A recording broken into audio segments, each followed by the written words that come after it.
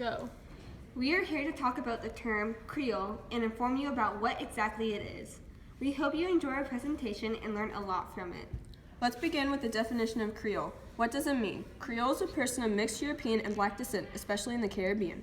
The Creoles, the Black people of the Caribbean region, are the descendants of the colonial era slaves, Jamaican merchants, and West Indian laborers. If you were to use it as a sentence, you could say, like many Caribbean Creoles, Papiamento is odd and surprising. Now that we've cleared up what the actual meaning of Creole is, let's go into depths of how it applies to human geography.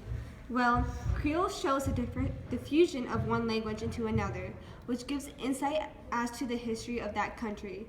An example could be the French Creole in Haiti, which is very different from the French spoken in France. Moving on, examples of Creole. As you can see, the Creole people come in many different shades, just as any mixed person.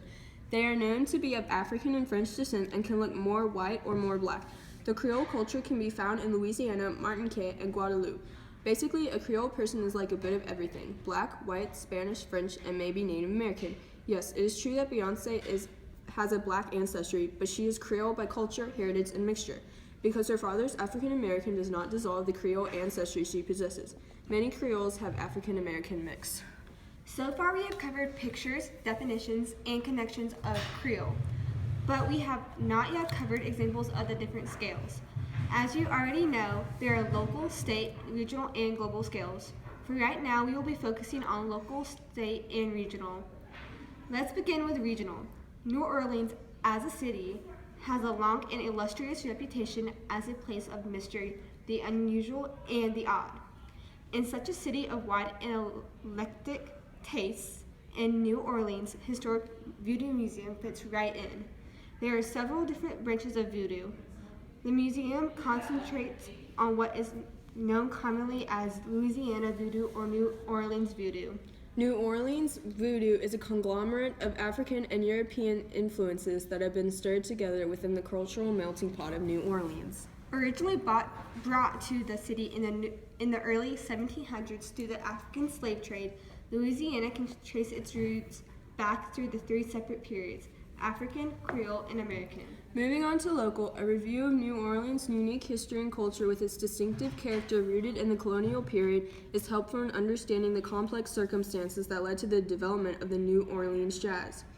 The city was founded in 1718 as a part of the French Louisiana colony. The Louisiana territories were ceded to Spain in 1763 but were returned to France in 1803. France almost immediately sold the colony to the United States and Louisiana purchased. New Orleans differed greatly from the rest of the young United States in its old world cultural relationships. The Creole culture was Catholic and French-speaking rather than Protestant and English-speaking. Many arrived via the Caribbean and brought with them West Indian cultural traditions. After the Louisiana Purchase, English-speaking Anglo and African Americans flooded into the New Orleans. Partially because of the cultural friction, these newcomers began settling upriver from Canal Street and from the already French Quarter. These settlements extended the city boundaries and created the uptown American sector as a district, apart from the older Creole downtown. The influx of Black Americans, first as slaves and later as free people, into uptown neighborhoods brought the elements of blues and spirituals and rural dances to New Orleans music. Last but not least, we're going to talk about the state. Jambalaya, a meal in itself, this classic New Orleans dish consists of sausage, vegetables, and a variety of meats and or seafood. The final touch, adding raw long grain rice to absorb flavors from the stock, is what sets the one-pot wonder apart from similar ethnic dishes. Variations can include chicken, turkey, shrimp, alligator meat, and more. Consider it a New Orleans version of paella.